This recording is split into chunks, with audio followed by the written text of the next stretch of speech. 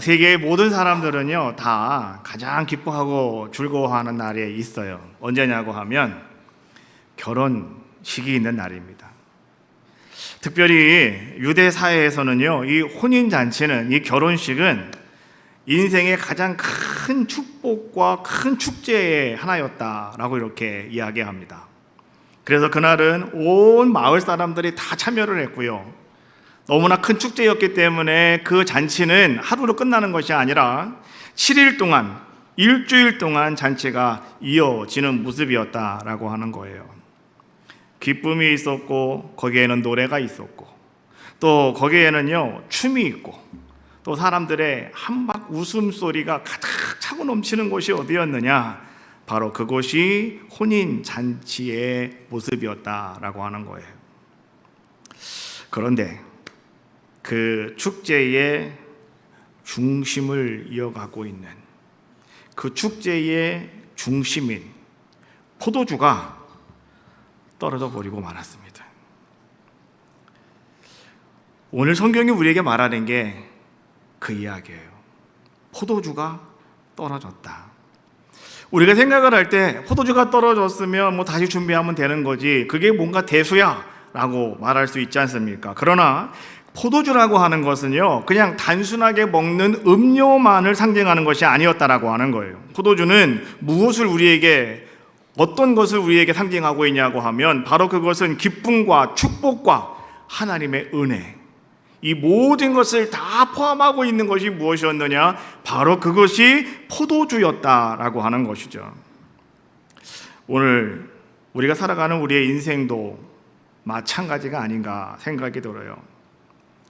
늘 우리는 웃고, 또 우리는 늘 즐거워하며 살아가고 있지만, 그런데 어느 순간에 오늘 우리들에게도요 이 기쁨의 포도주가 떨어지는 순간이 찾아온다는 거예요. 그 순간을 우리는 만나는 자들의 모습이 되어집니다. 예를 들면 그런 거죠. 갑자기 건강을 잃어버리게 되는 것, 또 자녀 문제로 인해서 밤새도록 눈물을 흘리며 하루하루 그렇게 살아가는 것, 직장과 가정에서 누군가와 계속 갈등이 일어나는 것, 원대한 꿈을 가지고 내가 꿈을 반드시 이루겠다고 생각을 하고 있는데 그 꿈이 그냥 물거품처럼 무너져 버림으로 말미암아서 좌절하게 되어지는 것. 그리고 요즘 같은 시대에 이제 회사에서 명퇴를 하거나 은퇴한 이후의 삶의 의미를 찾지 못하고 있을 때, 그것은 마치 우리 인생의 포도주가 다 떨어져서 이제는 빈 잔만 남은 상태와 같다라고 하는 것이죠. 그것이 바로 오늘 우리들의 모습이 아니겠습니까? 그런데 중요한 것 한 가지가 있어요. 그것은 무엇이었냐고 하면 그 자리에 예수님이 계셨다라고 하는 거예요. 나는 몰랐어도 그 자리에 주님이 계셨다. 오늘 여러분은 어떻습니까? 여러분의 인생의 기쁨의 포도주를 여러분들은 얼마나 가지고 계시냐라고 하는 거예요. 아직도 넉넉하게 많이 남아 있습니까? 아니면 이제 곧 떨어질 것처럼 바닥을 보이고 있느냐라고 하는 거예요. 그러나 오늘 우리가요 실망하지 말 것은, 여러분들이 절망하지 말 것은 바로 그 자리에 누가 계시다고요? 예수님이 계셨고, 바로 그 자리에 오늘 예수님은 반드시 계시다는 거예요. 이것이요 복음의 시작입니다. 우린 그걸 아셔야 되는 거예요. 그것을 여러분들이 알 때 그때부터 여러분의 인생의 기쁜 소식, 복음이 여러분에게 시작이 되어지는 거예요. 오늘 우리는 가나의 혼인잔치에서 물이 변하여 포도주가 되었다. 여러분 너무 잘 알고 있는 이야기죠. 예수님이 첫 번째로 예수님이 행하셨던 표적이었다라고 이렇게 우리는 이야기하면서 와, 정말 예수님은 대단하시다. 정말 예수님은 놀라우시다. 그러면서 우리는 말이죠, 그 예수님을 중심으로 해서 이 가나 혼인잔치의 이야기를 많이 들었습니다. 그런데 오늘 우리는요, 오늘 이 가나 혼인잔치의 이야기를 다시 한번 살펴보면서 이 가나 혼인잔치의 숨은 이야기, 그 숨은 이야기가 여러분에게 던져주시는 복음이라고 하는 것이 과연 무엇인지 오늘 한번 우리가 그걸 찾아보는 그런 시간을 우리 다 같이 한번 가져보려고 합니다. 본문 6절 말씀은 이렇게 말씀이 진행이 되어져 가고 있습니다. 거기에 유대인의 정결 예식을 따라 두세 통 드는 돌 항아리 6이 놓였는지라. 잔치집에는요, 한쪽 면에 돌 항아리 6개가 놓여 있는 그러한 모습을 성경은 지금 보여주고 있습니다. 왜 그 잔치집 한쪽에 돌 항아리 6개가 놓여 있을까? 그 돌 항아리 6개는요, 그 잔치집에 찾아오는 모든 손님들에게 정결 예식을 할 수 있도록 준비되어진 돌 항아리였다라고 하는 거예요. 정결 예식이라고 하는 게 뭡니까? 집을 들어가고 나갈 때, 특별히 들어갈 때 손을 닦고 발을 닦는 거, 이것이 정결 예식이란 말이에요. 그러다가 보니까 잔치집에 오는 모든 사람들 손을 닦고 발을 닦게 하기 위해서 의례 잔치집에는 그렇게 많은 돌 항아리 위에 그 속에 물을 채워놓고 있었다라고 하는 거예요. 그 물은 어떤 물이었다? 손을 닦고 발을 닦는 물이었다. 과연 그것이 어느 정도의 분량이었을까요? 여러분, 두세 통 드는 이렇게 성경은 말씀해 주고 있는데 그 시대에 이 용량을 표시하는 단위가 메트레테스라고 하는 단위를 쓰는데 이 메트레테스는 1 단위가 무엇이었냐고 하면 한 39에서 40리터가 된다고 그래요. 그러면 두세 통, 2통일 수도 있고 3통이 될 수도 있다 이런 얘기잖아요. 그러면 2통이라고 치면 80리터의 물을 들어가는 것이고 3통이라면 120리터의 물이 들어간단 말이에요. 그러니까 대략 두세 통이라고 했더니 우리는 그냥 평균적으로 한 100리터 정도 들어갔다라고 생각하시면 되는 거예요. 그럼 100리터가 어느 정도냐? 여러분, 기름통 있죠? 드럼통. 이 드럼통이 200리터입니다. 200리터. 그래서 반드럼이 바로 100리터란 말이에요. 그럼 어느 정도인지 여러분 아시겠죠? 그 도람통에 반 정도 되는 그런 물이 들어가는 항아리가 거기에 6개가 있었다라고 하는 것을 이야기해 주고 있는 거예요. 자, 그런데 예수님께서는 이 돌 항아리를 가지고 오늘 예수님께서는 놀라운 일을 행하셨다. 그 항아리를 가지고 주님은 사용하셨다라고 하는 것을 이야기해 주고 계시는 거죠. 7절 말씀해 보니까 예수께서 말씀하십니다. 항아리에 물을 채워라. 하인들에게 하시는 말씀이었어요. 하인들은요, 왜 여기다가 물을 채워야 되는지, 무엇 때문에 물을 채워야 되는지 그들은 예수님께 묻지 않습니다. 그들은 예수님께서 하시는 말씀 그대로 그들은 물을 갖다가 붓고 또 부면서 그들은 그 항아리를 가득 채우는 자들의 모습이었다. 성경은 이렇게 말씀해 주고 있어요. 오늘 마지막 절 말씀해 보니까 아귀까지 채우니라고 말씀해 주고 있어요. 여러분, 아귀라고 하는 것은요, 원어를 보니까 헤오스 아노라고 하는 단어를 써요. 헤오스 아노. 어떤 뜻이냐? 위 끝까지. 그리고 맨 위에를 갖다가 뭐라고 말합니까? 가장자리에 닿도록. 이것이 오늘 성경이 말해주고 있는 아귀까지라고 하는 단어예요. 무엇을 말합니까? 조금도 남기지 않고 정말로 그들은 온전한 순종을 행하는 자들의 모습이었다고 성경은 하인들의 모습을 지금 우리에게 말씀해주고 계시는 거예요. 생각해 봅시다. 하인들이 그 항아리에 물을 채우려면 그 물을 어디서 가져와야 될까요? 우물에 가서 물을 퍼와야 되겠죠.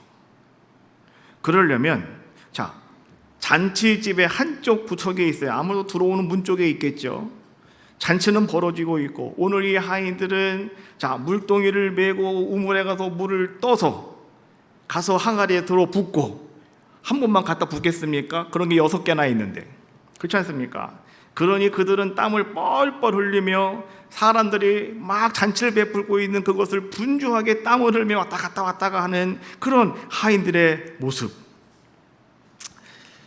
그런데 말이죠, 그들이 그렇게 순종하고 아주 꼭대기까지, 위에까지 꽉 채워, 그때 주님께서는 다시 그것을 갖다 주라고 했을 때 떠서 그 물을 갖다 주었더니 그 물은 성경이 뭐라고 말씀해 주고 있습니까? 바로 최고의 포도주로 변했다라고 말씀해 주고 계시는 거예요. 그 항아리의 물은 정결 예식을 위한 물이었다라고 성경은 말씀해 주고 계시잖아요. 여러분, 정결 예식의 물이라고 하는 것은 무엇을 말하고 있느냐? 율법을 상징하고 있는 거예요. 율법. 그런데 오늘 예수님께서는요, 그 항아리의 물을 무엇으로 바꾸셨다? 포도주로 바꾸어 주셨다는 거예요. 그것도 아주 최고로 맛있는 포도주로 변화시켜 주셨다라고 말씀해 주고 있는 거예요.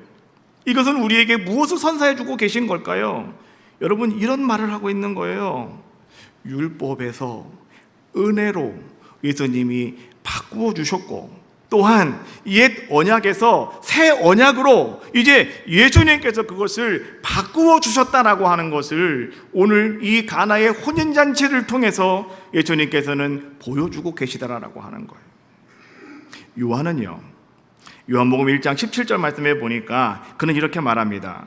율법은 모세로 말미암아 주어진 것이요, 은혜와 진리는 예수 그리스도로 말미암아 온 것이라.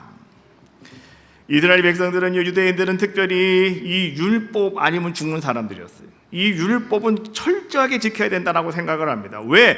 율법을 지켜야 그들이 의로운 사람이 될 수가 있고, 율법을 지켜야 그들이 구원받는 자가 될 수 있다고 생각했기 때문에 그래요. 그런데 요한은 그렇게 말하는 거예요. 그 율법은 모세로 말미암아 우리에게 주어진 것이지만, 그러나 은혜와 진리가 이제 우리에게 임할 것인데, 그것은 예수 그리스도로 말미암아 이제 우리에게 온 것이다 라고 말씀해 주고 계시는 거예요. 여러분, 물이라고 하는 것은 어떤 거예요? 물이라고 하는 것은요, 일상의 필요를 채우는, 어찌 보면 생존의 가장 기본적인 요소, 이것이 바로 물이다라고 말할 수가 있어요. 그러나 포도주는 여러분 좀 다릅니다. 포도주는 어떤 모습을 가지고 있을까요? 여러분 아는 것처럼 포도주는 그냥 나오는 게 아니죠. 발효가 돼야 되고, 포도주는 또한 그 속에서 숙성이 돼야 되는 겁니다. 발효와 숙성을 통해서 기다림의 시간이 필요한 거예요. 그 기다림 속에서 이제는 뭐가 되어지는 겁니까? 그것이 변화를 통하여서 생겨나는 것이 포도주인데, 바로 그래서 그것을 우리는 뭐라고 말하냐? 문화적인 산물이다라고 이렇게 말할 수가 있는 거죠.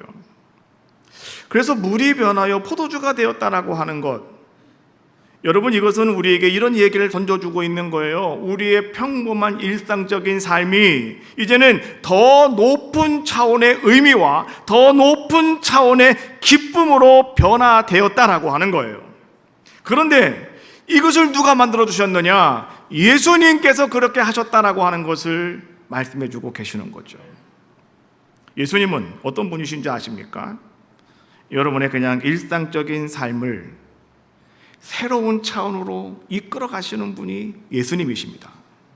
그냥 우리가 평상적인 삶을 살아가는 자들의 모습이었는데, 오늘 예수님은 여러분의 삶을 그렇게 고차원적인 삶으로 바꿔주시는 분이 바로 예수님이시다라고 하는 것을 말씀해 주고 계시고요, 오늘 여러분의 단순한 생존을 넘어서 이제는 더 큰 은혜와 더 큰 기쁨의 삶으로 여러분들을 잡아 당기시는 분, 여러분들을 이끌어 가시는 분, 그분이 누구시라고요? 그분이 예수님이십니다 라고 하는 것을 우리에게 말씀해 주고 있는 그 말씀이요, 오늘 이 본문을 통해서 우리에게 전해주고 계시는 거죠. 잔치집에 포도주가 떨어졌다라고 하는 것은요, 이건 신랑 망신이고 잔치집의 수치입니다. 큰 문제라는 거죠. 그것을 누가 알게 됩니까? 예수님의 어머니 마리아가 알게 돼요. 3절 말씀에 보니까 예수의 어머니가 예수에게 이르되 저들에게 포도주가 없다 하니, 예수의 어머니가 이 문제점을 발견했을 때 마리아는요, 이 문제를 자기 혼자서 어떻게 할까 고민하지 않았다는 겁니다. 이 문제를 끌어안고 자기가 해결해 보려고 애쓰는 자의 모습이 아니었다라고 하는 겁니다. 오늘 여러분들도 이 마리아를 잘 보셔야 됩니다.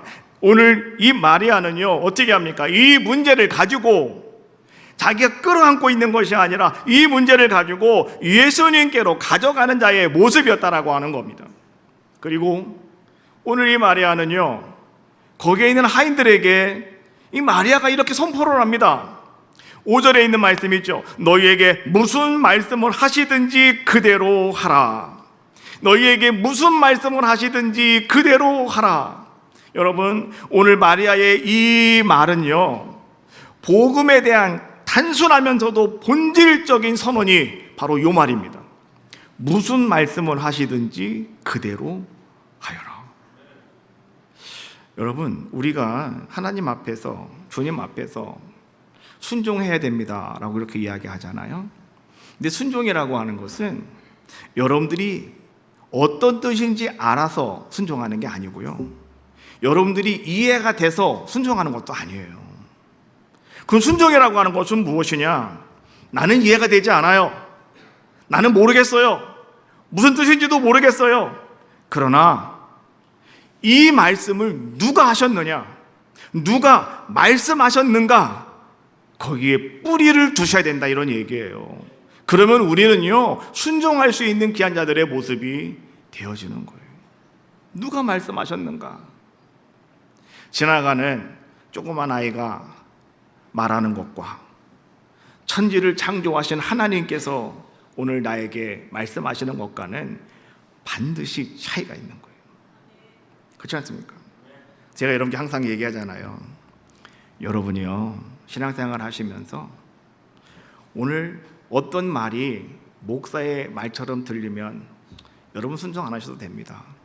그러나 그 말이, 그 말씀 로고스가 여러분에게 레마로, 하나님의 말씀으로, 주님의 말씀으로 나에게 들려왔다면 우리는 어떻게 된다는 거예요? 순종하셔야 됩니다 라고 하는 거예요. 오늘 여러분은 어떤 모습을 가지고 계신가요? 이해가 돼야지만 여러분은 순종하십니까? 깨달아져야지만 여러분 순종하십니까? 근데 그게 아니에요. 오늘 마리아는 그렇게 말합니다. 무슨 말씀을 하시든지, 따라해볼까요? 그대로 하라. 따라하시라고요? 그대로 하라. 그대로 하라. 오늘 주님이 말씀하시면, 주님 말씀하시면 내가 나가리다. 주님 뜻이 아니면 내가 멈춰서리다. 아까 찬양하셨죠? 바로 그렇게 하는 거예요. 주님 말씀이면 따라가는 거예요. 주님 말씀이면 순종하는 거예요. 오늘 하인들은요, 오늘 이 마리아의 이 말을 듣고 어떤 자들의 모습이었습니까? 그들은 그대로 행하는 자들의 모습이었다라고 하는 것이죠. 그들은 갖다가 물을 부었습니다. 근데 그 물을 어떻게 부었다고요? 아구까지 채웠다. 가장 끝까지 채웠다. 그랬더니 주님이 다시 그들에게 말씀하시죠. 8절 말씀해 보니까 이제는 떠서 연회장에게 갖다 줘라. 주님 그렇게 또 말씀하십니다. 그랬더니 그들은 또 갖다 주었다라고 말씀해 주고 계시는 거죠. 하인들은 예수님이 하시는 말씀을 그들은 자기들이 이해하려고 하지 않았어요. 생각하지 않았습니다. 그들은 그대로 그냥 순종하는 그런 자들의 모습이었다라고 하는 거예요. 여기서요, 이제는 떠서 연회장에게 갖다 주라라고 하는 말씀도 여러분 원어를 보니까 이제는 떠서라고 하는 이 말을요, 이런 단어를 기록을 했습니다. 안틀레사테 륜, 이런 단어를 썼어요. 이것은 무슨 뜻이냐고 하면 그런 거예요. 지금 퍼 올려서, 자, 지금 물이 어디에 들어있습니까? 항아리에 들어있잖아요. 그 돌 항아리에 물이 들어있어요. 그런데 이 주님께서는 지금 그 물을 한가에서 퍼 올려서 어떻게 하라는 겁니까? 갖다가 누구에게 주어라고요? 연회장에게 갖다가 주어라. 예수님께서는 그렇게 말씀해 주고 계시는 거예요. 순종이라고 하는 것은요, 내일이 아니라 지금이다. 지금이에요. 지금 퍼올리는 겁니다. 내일 퍼올리는 게 아니에요. 우리가 어떤 삶 속에서도요, 하나님께서 우리에게 주시는 타이밍이라는 게 있다고 그랬잖아요. 이 하나님의 타이밍은 클로노스의 시간이 아니다. 이건 그냥 흘러가는 시간이에요. 이것이 아니라 바로 카이로스의 시간이다라고 제가 얘기했죠. 여러분, 카이로스라고 하는 것은 뭡니까? 하나님이 개입하셔서 역사하시는 하나님의 때, 그게 카이로스라고 하는 시간이에요. 그게 바로 하나님의 타이밍이라는 거예요. 근데 그때는 언제라고요? 지금이라는 거예요. 내일이면 늦어요. 지금이다. 오늘 하인들이 그렇게 순종을 하였더니, 자, 9절에 연회장은 그 물로 된 포도주를 맛보았다. 그런데 어디서 났는지 알지 못하였다. 그리고 하미에 이제는 끝으로 오늘 요한은 아주 중요한 이야기를 덧붙여 놓았습니다. 뭐라고 말합니까? 물 떠온 하인들은 알더라 라고 이렇게 기록을 하고 있어요. 연회장은요, 포도주의 맛을 보았어요. 너무 맛있더라는 거예요. 그래서 신랑을 불러가지고 신랑에게 뭐라고 말합니까? 10절, 사람마다 먼저 좋은 포도주를 내고 취한 후에 남은 것을 내주는데 어째 당신은 지금까지 좋은 포도주를 감춰두었느냐? 라고 말하면서 오늘 신랑을 이렇게 막 지켜주는 거예요. 칭찬해 주는 거예요. 근데 오늘 요한이 우리에게 말하는 바는요, 아주 심각한 이야기를 하고 있는 거예요. 무엇이냐고 하면, 오늘 이 연회장은 이 포도주의 맛을 보고도 이것이 어디서 났는지 알지 못했다. 이게 무슨 말일까요? 맛은 아는데 본질은 알지 못했다, 이런 얘기예요. 근데 누구는 알았다? 하인들, 물 떠온 하인들은 알더라 라고 말씀해 주고 있어요. 여러분 생각해 보십시오. 하인들은 그 포도주 맛을 느꼈을까요? 못 느꼈을까요? 먹어봤을까요? 안 먹어봤을까요? 나부터 먹어보고 가야지. 뭐 퍼먹어봤을까요? 아마 안 먹어봤을 것 같아요. 그냥 그들은 떠서 그냥 가져갔을 겁니다. 그들은 포도주 맛이 뭔지를 몰랐어요. 근데 그들은 본질이 무엇인지는 알았다, 이런 얘기죠. 이것이 어디로부터 왔는지, 어떻게 만들어졌는지 이것을 아는 사람들이었다라고 하는 거예요. 여러분, 한번 생각해 봅시다. 그 돌 항아리의 물이 언제 포도주로 변했을까? 여러분들은 제가 세 가지를 예를 드릴 건데, 여러분 속으로 여러분 정답을 하나씩은 다 정하셔야 됩니다. 첫 번째, 항아리에서 물을 퍼올릴 때, 지금 퍼할 때는 지금 퍼올리라고 그랬잖아요. 그러니까 항아리에서 물을 퍼올릴 때. 두 번째, 연회장에게 가지고 가는 길에. 세 번째, 연회장의 컵에 포도주를 따를 때. 자, 여러분, 언제 물이 포도주로 바뀌었을까요? 여러분 다 정하셨죠? 자, 하나, 둘, 셋 하면 여러분들이 소리 지르지 마시고 그냥 속으로 한번 외쳐보세요. 속으로 한번 외쳐보세요. 준비. 하나, 둘, 셋. 네, 다 외치셨죠? 안 외치신 분은요, 간첩이에요. 다 외치셔야 되는 거예요. 다시 한번 1, 2, 3번. 하나, 둘, 셋. 네. 근데요, 요한은 그 이야기를 안 해요. 성경은 언제 변화되었는지에 대해서 설명하지 않아요. 근데 중요한 한 가지를 우리에게 말해주고 있어요. 이게 보이지 않는 이야기예요. 무엇인지 아십니까? 물이 포도주로 변하는 그 변화는 순종의 동선 속에서 일어났다. 할렐루야. 언제인지 몰라요. 물을 뜰 때 변화가 됐는지, 가지고 갈 때 변화가 됐는지, 가서 따라줄 때 변화가 됐는지 알 수는 없지만, 근데 뜨고 가져가고 붙는 게 뭐예요? 순종의 동선이에요. 순종하는 움직임이잖아요. 움직임. 거기서 변화는 나타나더라는 거예요. 우리가 예수님을 믿고 여러분 신앙생활 열심히 합니다. 나에게도 하나님 이런 기적이 좀 일어났으면 좋겠습니다. 열심히 여러분 기도하고요, 열심히 예배합니다. 그런데 어떤 분은요, 물을 떠올릴 때 놀라운 게 보여주는 분도 계시고, 어떤 분은 가지고 가다가 하나님 감사합니다 하시는 분도 계실 것이고, 어떤 분은 이것도 아니고 저것도 아닌데 마지막에 하염없이 이거를 들어붓는데 거기서 그냥 그 기름 부어가지고 막 3년 6개월 살았던 사람처럼 말이죠, 그때 역사가 나타나는 그러한 분도 계실 것이다라고 하는 거예요. 근데 중요한 것은 뭐냐고 하면, 내가 순종이라고 하는 것, 이유를 알지 못해도 하나님께서 오늘 나에게 말씀하셨으니 그 로고스의 말씀이 나에게 레마가 되었습니까? 그러면 그 말씀을 붙잡고 여러분들이 그대로 행하는 순간 가운데 하나님은 적시적재로 여러분의 상황에 맞춰서 하나님은 역사해 주신다는 거예요. 이 첫 표적이라고 그랬는데요, 이 첫 표적의 중심에는요, 신랑 신부가 보이지 않아요.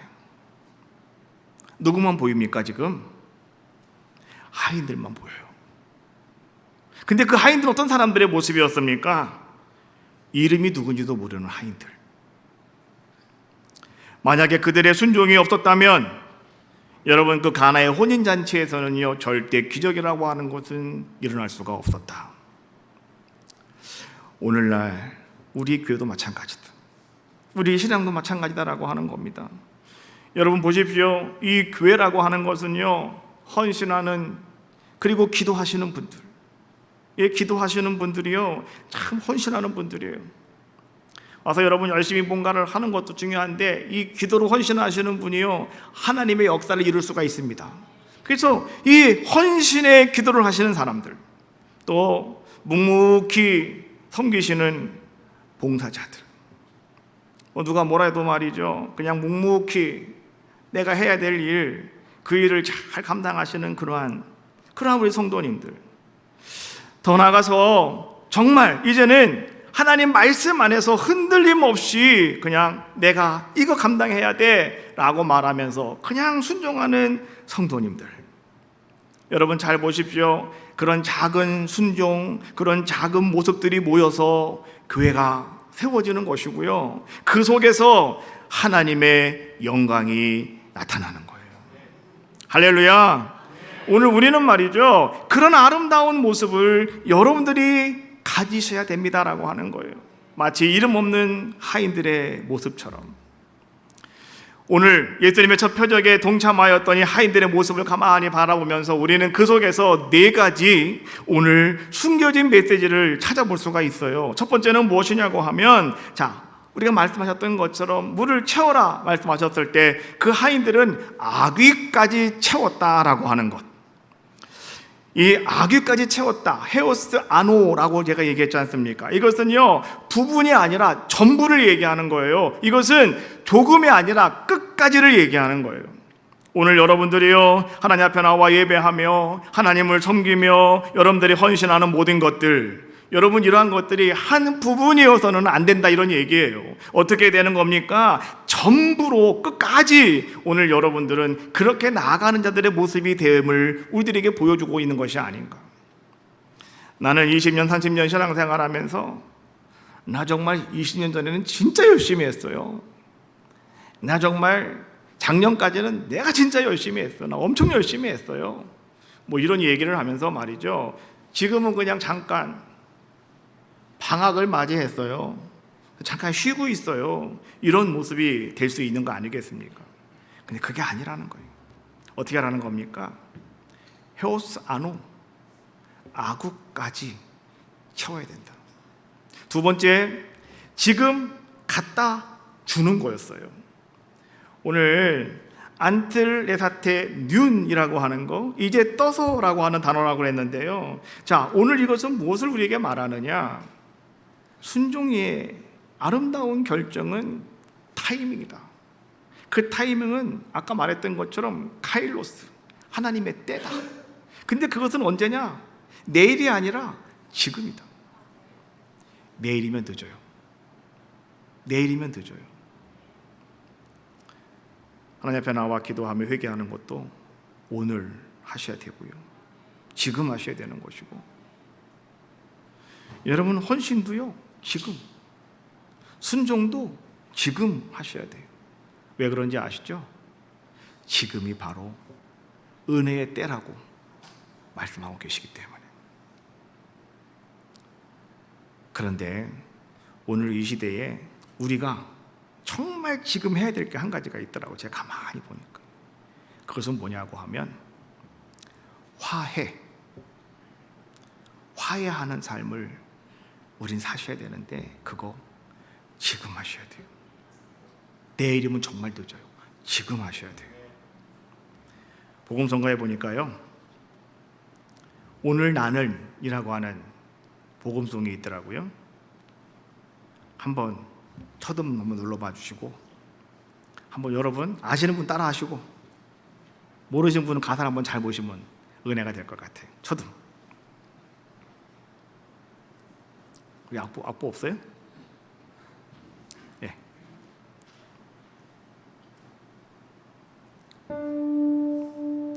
내가 먼저 손 내밀지 못하고, 내가 먼저 용서하지 못하고, 내가 먼저 웃음 주지 못하고, 이렇게 머뭇거리고 있네. 그가 먼저 손 내밀기 원했고, 그가 먼저 용서하길 원했고, 그가 먼저 웃음 주길 원했네.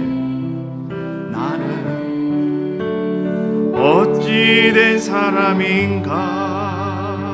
바로 그거예요. 우리는 말이죠, 늘 그런 마음을 가지고 있어요. 내가 먼저 손 내밀지 못하고, 내가 먼저 용서하지 못하고, 내가 먼저 웃어주지 못하고, 내가 먼저 섬겨주지 못하고, 내가 먼저 이해하지 못하고, 내가 먼저 높여주지 못하고, 우리는 머뭇머뭇거리고 있고요, 우리는 고집을 피우고 있는 자들의 모습이었다라고 하는 것. 우리는 늘 어떻게 생각합니까? 당신이 먼저, 네가 먼저, 당신이 먼저. 우리는 그런 마음을 가지고 있는 그런 자들의 모습이었다라고 하는 것이죠. 그러나 여러분 분명히 기억하십시오.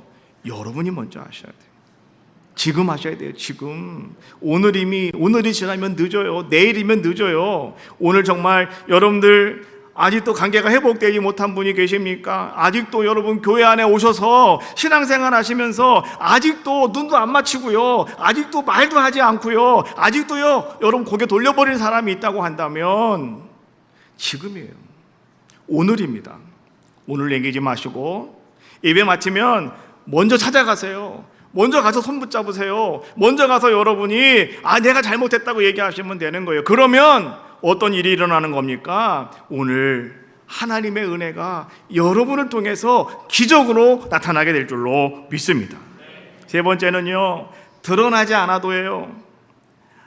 오늘 이 하인들은요, 주연이 아니라 조연들입니다. 이 무대 앞에는 신랑 신부가 있는 것이고 수많은 축하객들이 있어요. 그러나 이 하인들은 무대 뒤에 있는 사람들의 모습이었어요. 그들은 누가 누군지를 알지도 못하고 사람들은 거기에 전혀 관심도 없는 자들의 모습이다라고 하는 것이죠. 그러나 여러분, 하나님 어떤 분인지 아십니까? 하나님은 여러분들이 숨으면 숨을수록 여러분을 더 드러내시는 분이 누구시냐? 그분이 하나님이시다라고 하는 것 여러분 알고 계십니까?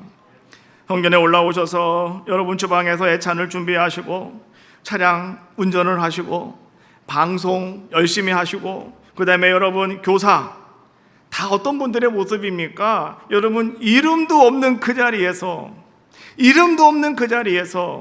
무대 뒤편에서 열심으로 땀 흘리며 수고하고 애쓴 자들의 모습이 아닙니까? 하나님은 그들을 통해서 역사해 주실 줄로 믿습니다. 바로 그들이 하인들의 모습이었다라고 하는 거죠. 마지막 네 번째로요, 우리는 또 어떤 숨은 메시지를 볼 수 있냐고 하면 오늘 그들은 순종의 길 위에서 놀라운 변화의 역사를 나타냈다라고 하는 겁니다. 변화는 가만히 있으면 안 나타난다.